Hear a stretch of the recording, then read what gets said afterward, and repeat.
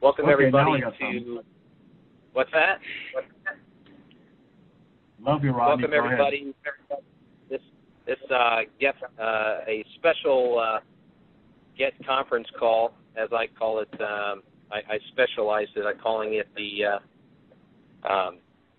Jenkins. I think it was the Free America conference call. Anyhow, I wanted to first let Terry talk, and we have a special guest on tonight, as most of you know. And so, Terry, you can go ahead and go, and then I'll talk afterward.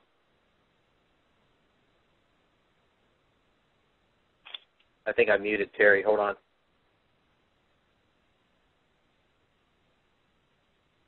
Am I unmuted? Terry. Okay, I'm sorry. You were the one that was making noise. I muted somebody. Go ahead. Oh, I'm the one making noise? Okay. Anyway, I want to welcome everyone to the special guest call tonight. And I know Rodney's spent some time to put this together and make it happen. And one of the requests that I have is that we give this guest the courtesy and the respect of anyone that would normally be on a get call, and there'll be no badgering, no hammering, no bashing, and I want to go ahead and leave it to our guest to speak and to Rodney to feed questions, and then we can take it from there how Rodney wants to proceed. So with that, I want to welcome the guest to the call, and I'll turn it over to you, Rodney. All right. Well, guys, we do have a special guest tonight. He may not feel like the most special person in the world. He seems like a pretty down-to-earth individual. We are going to refer to this individual, which most people may know him on some other blog sites or conference calls, as Contact 2. So I brought, before we get started here, the reason of bringing this gentleman on is that he is in the know about a lot of different types of information. And whether after you listen to Contact 2 talk tonight, you may believe what he is saying, you may believe some of what he's saying, you may believe that whatever you want. Again, guys, listening, this is just a conversation. You can take it as you will. It's like a buffet. You take what you want, you leave the rest. The one thing that I do request is I will be the only one asking questions tonight because that's just how we set up the format of this, and it's not to any disrespect of any of the other GET team managers, administrators, anything of that nature. This gentleman has taken his time to speak with us tonight, and I hope that you guys have brought some pen and paper, because it would probably behoove you maybe to take a few notes. He talks quick, and but he will, inform you about quite a few things. And some of this stuff, like I said, may be, I'd probably say most of it is not something, the type of conversation that you've heard in the past. So without further ado, I'd like to introduce you to Contact 2. You there? Yes, I am. Good evening. Oh, okay. There you are. Well, again, I appreciate you coming on tonight. We got probably about 1,000 people on the call right now, and they're all ears. So I know we had talked a little bit beforehand of tonight, and so you and I will just have a dialogue back and forth, and I'll just go ahead and let you start. I know that there was, I know one of the things that we had talked about was just kind of giving people an update of sorts, and just taking it from there as far as the Dinar and all that type of stuff. Sure. Most of you may know that the Chinese took away the process and the authority of delivering the global settlements and the prosperity packages from the Americans on Friday night, and that's because of the foot dragging. The plan was really to never release this, and that conspiracy has been ongoing for a while.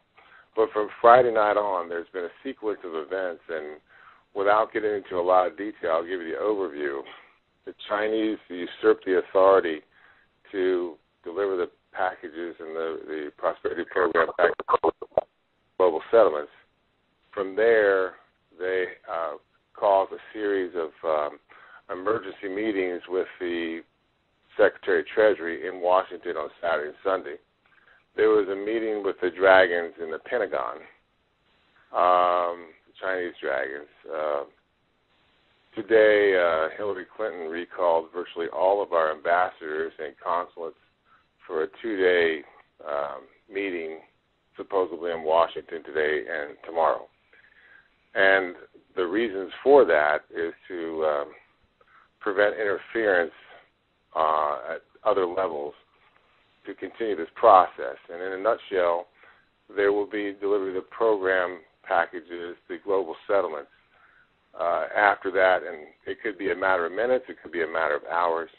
Then there'll be economic receipt, ER, for Mr. Mike Cottrell, who will be in charge of the refunding of the American dollar, and then to the CMKX folks. And so those things will happen one behind the other very quickly. It could be a matter of minutes. It could be a matter of hours.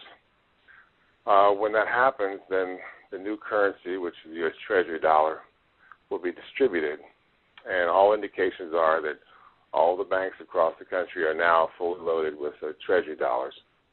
With that, immediately after that, then the dinar will revalue. And the dinar was always designed from the beginning of this whole process to revalue into the new currency. So all these things are inextricably linked. One can't go before the other, and they all have to fit neatly together to create a global level playing field economically. And as ironic it is for Americans to believe this, the Chinese have wanted this for a long time. The Chinese funded this operation, and the Chinese are calling the shots on this in spite of the resistance of the American, whether you want to call it the Bush cabal or the dark side or whatever you want to refer to it. They are going to see through this whole process. 140 nations want this done, and the Chinese are the bulldozer making sure that it gets done. So it will happen. If I was fully expecting for deliveries to occur tonight, and they still could tonight. If not tonight, tomorrow, but very soon, within the next day or so. And these sequential things will happen very quick.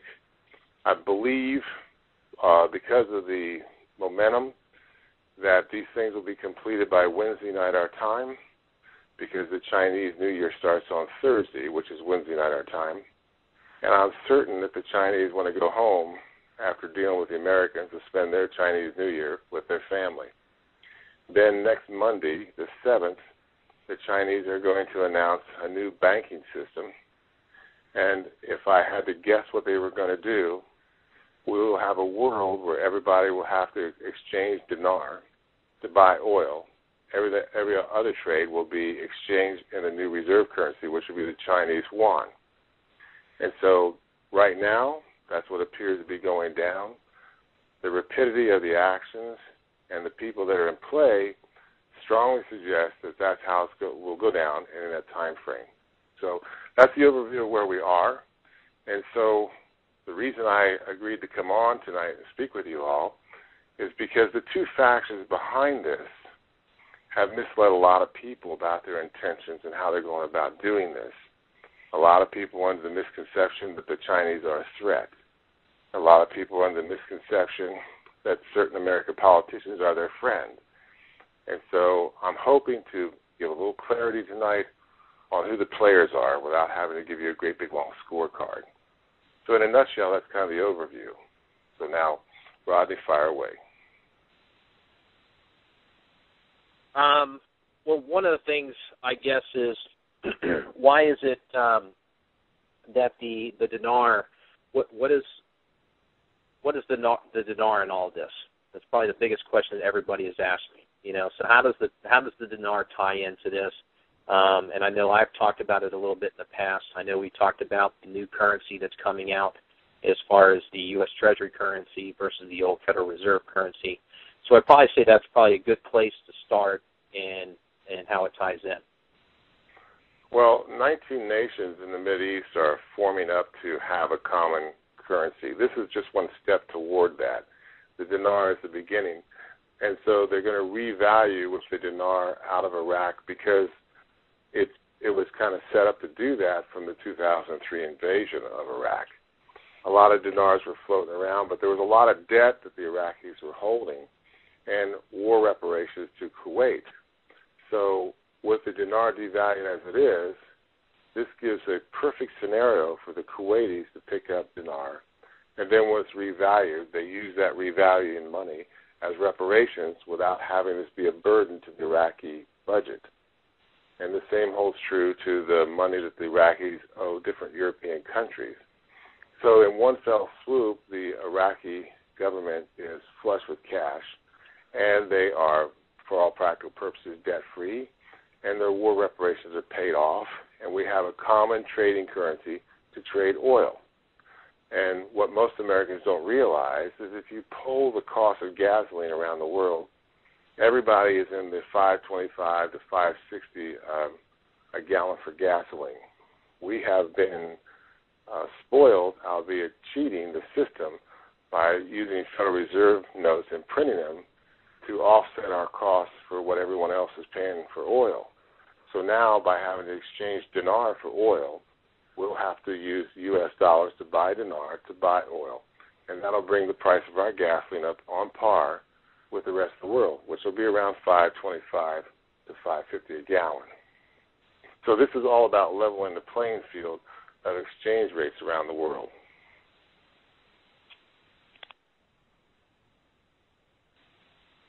So, being that you talked about leveling the playing field, so let's get into the conversation about the central banks. Let's get into the conversation about the Federal Reserve. Okay. I know that we've talked about, where the Federal Reserve going away, and so if you want to kind of get into that conversation, how we're leveling the playing field overall just in the banking system. Well, the Federal Reserve, what's happened is the Federal Reserve has kept the United States government in perpetual debt. And by doing that, it keeps the government subservient and thus the people as slaves, chainless slaves, in what people are referring to as a free society. We are neither free nor are we a republic. The debt level, and you can do this with your own budget. Look at the amount of money that you pay in taxes and that you pay in loans. And you'll be surprised to find out that most of you are seeing 90 to 95% of your income go out the door. That's all created by the Federal Reserve to keep you a slave through debt and taxes. So if the government is debt-free and the people are debt-free, you don't have that control over them anymore. Now, that's been the game that the Federal Reserve has played all along. In order to print money, they basically issue 10 times the face value of the money they print as a debt to the U.S. government. And so it becomes an unending, perpetual debt cycle. And there's no way out of it until we take a currency and we base it on metals. And so this transition we're going from, a lot of people have talked about the debt forgiveness. Well, it's just simple mathematics. If your dollar right now, the Federal Reserve note dollar you hold in your pocket, is based in debt, it has a negative value. Now, the new currency will have a positive value because it's based on something like gold or silver or oil. And so when you add a negative one to a plus one, the result is zero. So there is no way to reconcile the debts from a negative ledger to a positive ledger as this system has evolved over the last 100 years. So we have to revalue all the currencies around the world, and we revalue them against common used and commonly accepted values, which are gold and silver and oil. And so the Federal Reserve doesn't want that. They're fighting that. And the politicians that are fighting that are the ones behind the resistance to get this all done. So it was